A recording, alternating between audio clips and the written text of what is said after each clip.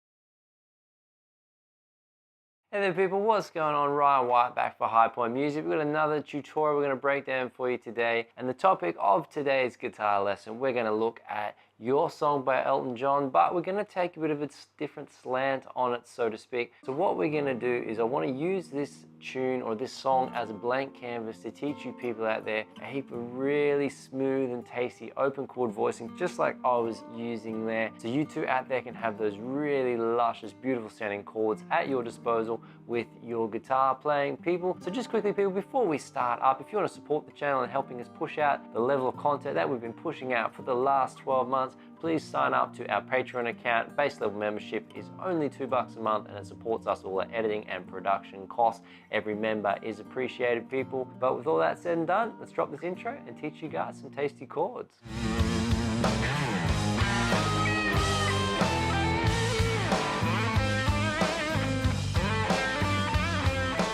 Okay, so getting into it people, the actual tune is in the key of E flat. So if you're looking to take these voicings that we're going to learn today, play them along with the track, you're going to have to put that capo on the first fret. But we're just looking at it in open position today for all the people out there that don't quite have their capos handy. So let's start jumping in and breaking down this first voicing. But before we start looking at this voicing, I'm just going to give you people out there the voicings, because depending how you want to deliver this tune with your finger picking or what style, some people just might be more comfortable with strumming. You can take the voicing and then use the technique with your right hand that you're most comfortable with doing. So getting into our first chord here, we've got a really nice D major voicing with the 4th or the 11th of the chord here with the open G string. Let's start breaking this one down. So first finger on the 3rd fret on the B string like that. Our second finger then comes up onto the F sharp on the 4th fret on the D string. Our third finger then comes up onto the 5th fret on the A string there, and then our 4th finger comes in, people, on the 5th fret on the E string down the bottom there, and that gives us the A on top in the melody. So really beautiful sounding chord because you've got that semitone clash there between the F sharp and the G. Alright, straight into the next voicing, people. Okay, just a straight G major triad, but the way I'm playing it here is I'm playing it in a certain way so it frees up my first finger to interact with my 4th finger and play some melodic notes just like a piano player would when voicing or accompanying a singer. So second finger, people, starts on the 3rd fret on the E string, and what my second finger is doing is it's laying across the A string like that to block it off. So that allows us to free up our first finger for that idea I was just talking about. So once we've got that second finger in position, our 3rd and 4th fingers just fall in there on the 3rd fret on the B string and our 4th finger on the 3rd fret on the E string down there. So with our A string blocked off, we've got G, D, G, D, G. So just stacked fifths there, people, and then that allows us to drop that first finger in there to make it a major 7. So getting between those two chords. Okay, so I just drop from the G to the F sharp, which makes it a G major 7, and then G major 6 with the open E string there. Third voicing, people, just a straight A major triad I was using in the intro there. So just either your 1st, 2nd or 3rd finger all on the 2nd fret like that, or as I was doing it there, you can have your 2nd finger on the 2nd fret like that on the D, 1st finger on the 2nd fret on the G, 3rd finger on the 2nd fret on the B. And we're targeting the bottom 5 strings with that one, people. Alright, moving straight into the next chord, which is our F sharp major triad here, which is our first finger making a mini bar across the B and the E strings like that. Then we've got our second finger coming on the 3rd fret on the G string, 3rd finger coming on the 4th fret on the D. Okay, just like that.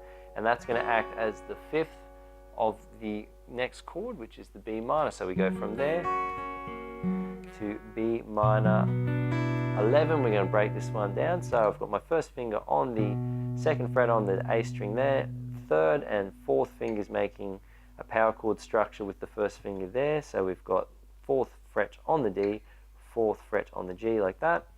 Second finger's coming in on the 3rd fret on the B string like that, people, and the E string is open to make it a B minor 11 voicing like that.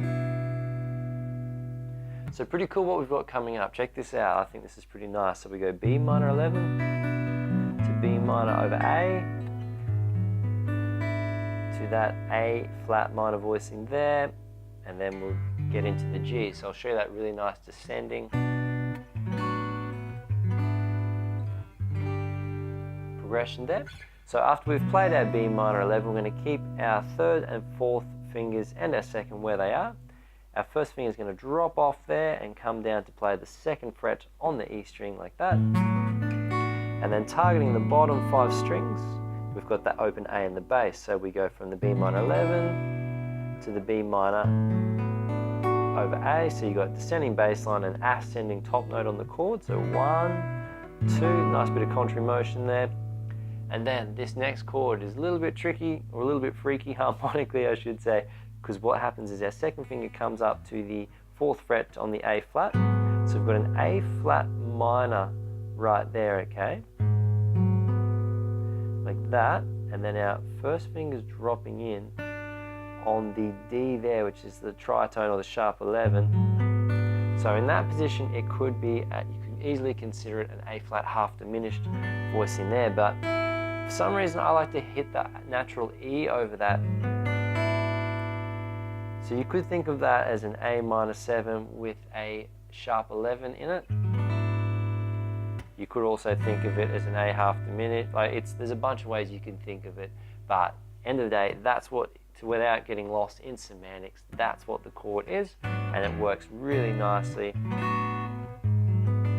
okay, in that progression, and then into the G, which we played before. The way that works with the G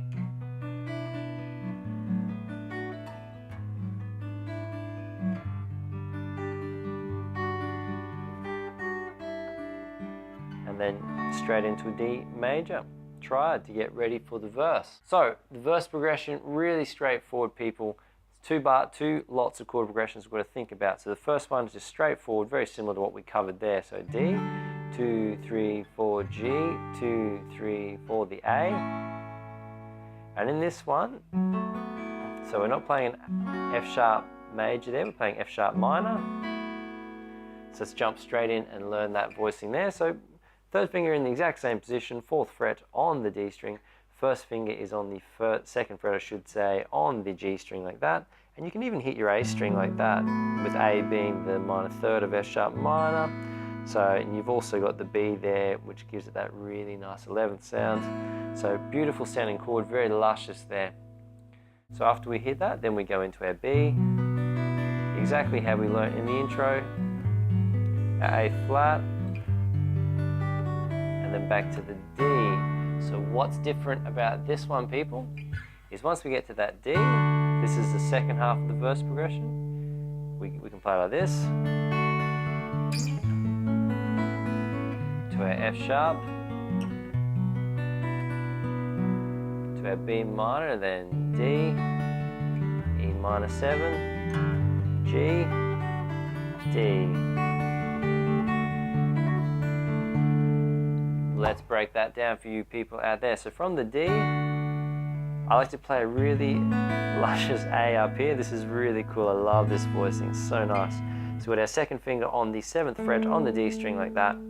First finger is on the 6th fret on the G string like that.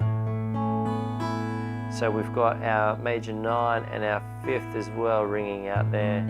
Again, you've got that semitone clash between those two chords. Not semitone, sorry, tone clash in this instance. And the awesome thing about this chord, people, is you can actually drop your 4th finger in and really get some really nice descending melody notes. Okay, across that. So if, depending on what the singer is doing, if you're alright, you've got some really nice options there and ways you can voice that chord to fit in with what you're playing. So I'm just dropping my 4th finger there on the 9th fret there, which is the C sharp, the B on the 7th. First finger drops to the 5th fret on the E string, and then the major 7th on the 4th, if you can stretch that out. Okay? Continuing on, so we go D to A, to our F sharp major, which we've already covered in the intro, and then to our B minor. So this next little bit, I like to think of it as D, E minor, G, D, like this. So 1, so E minor 7, to G, back to D. So from the D to the E minor 7, so just a straight E minor structure up top with our first and second fingers on the 2nd frets respectively on the A and D strings, 3rd and 4th fingers on the 3rd fret on the B and E strings like that, all the way through, and then we get to our G by just placing our 2nd finger there, doing it in the sneaky manner which blocks off the A string just like that, and then we can bring in our 4th and our 1st finger into play, okay, just like that. So more correctly, like that, gives a nice little melodic run in back to the D major. And then what I was doing there, people, was just going 4th finger in under there, removing, and then, so in reality what I was playing there was G to F sharp, leaving our 3rd and our 1st fingers there. So to put all that together, people, so you can wrap it up, so D, 2, 3, 4, E minor, to G,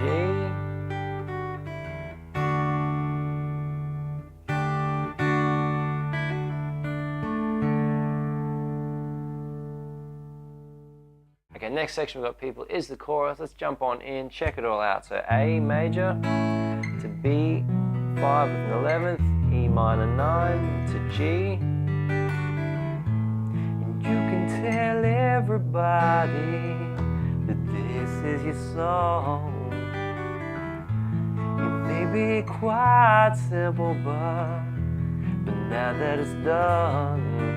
And then this bit, I hope you don't mind, I hope you don't mind that I put down in words. So they're all chords we've used.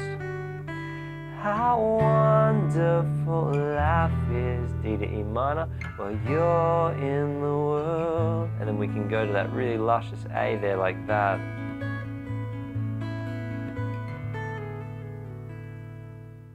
Okay, let's break down what we got. So A major is the first chord we're using there. So you could be finger picking this, you could be strumming it, depending what dynamic you're trying to get across. Alright, so the second chord we've got is our B5, but we're using the E string in there. So you've got those really nice unison tones that start to occur with the B string, but when you get the E in there, okay, you've got a really luscious use of the 11th in the voicing there as well.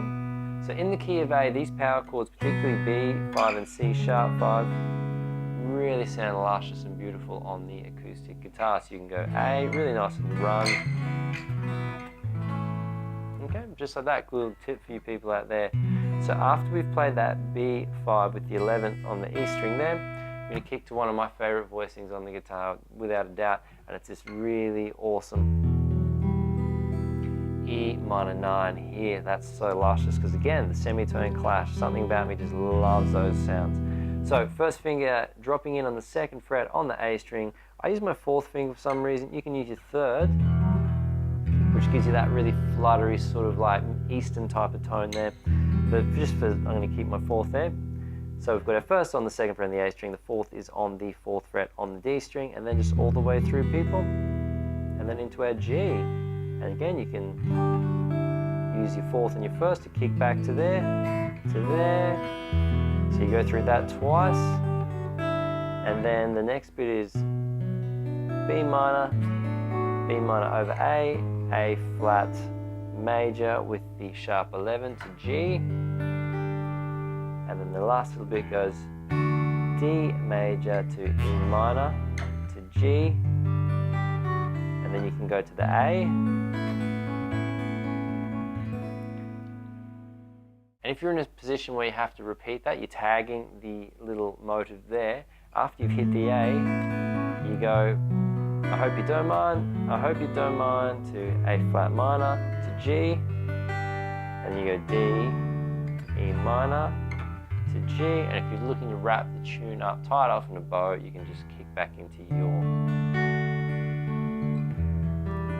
Repeating that progression again, and then taking it out on the D there.